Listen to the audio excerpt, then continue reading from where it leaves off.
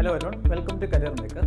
നമ്മുടെ ഈ വർഷത്തെ IBPS-ന്റെ എക്സാം കലണ്ടറിൽ വരുന്ന ഷെഡ്യൂളിൽ ഒരു മേജർ അപ്ഡേറ്റ് വന്നിട്ടുണ്ട്.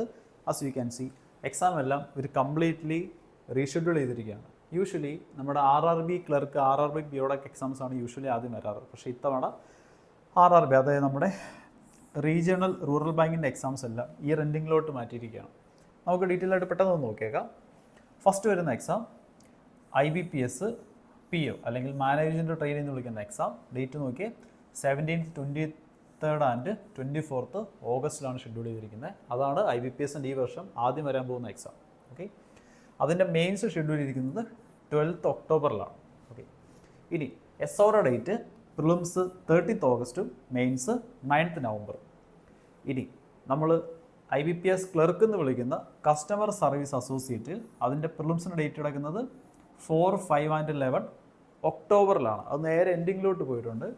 ഇനി മെയിൻസിൻ്റെ ഡേറ്റ് കിടക്കുന്നത് 29th നവംബർ.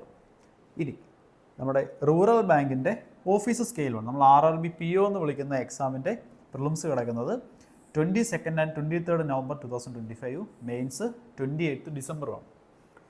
ഇനി ഓഫീസർ സ്കെയിൽ 2 and 3യുടെ പ്രിലിംസിൻ്റെ ഡേറ്റ് കിടപ്പില്ല, പക്ഷേ മെയിൻസിൻ്റെ ഡേറ്റ് കിടപ്പുണ്ട് 28th ഡിസംബർ 2025.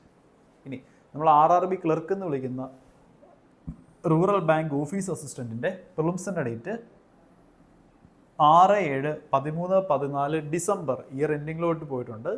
അതുപോലെ മെയിൻസ് കിടക്കുന്നത് നോക്കി 1st ഫെബ്രുവരി 2026, അതായത് ഇനി നെക്സ്റ്റ് ഇയർ ഫെബ്രുവരിയിലായിരിക്കും അതിൻ്റെ മെയിൻസ് കിടക്കുക.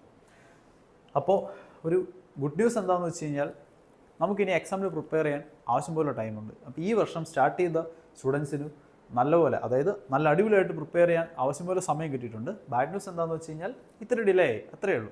പക്ഷേ ഡിലേ ആവുന്നത് നമ്മളെ സംബന്ധിച്ചൊരു വിഷയമല്ല, കാരണം നമുക്ക് അത്രയും പ്രിപ്പയർ ചെയ്യാനുള്ള ടൈം നമുക്ക് കിട്ടുവാണ്, അല്ലേ?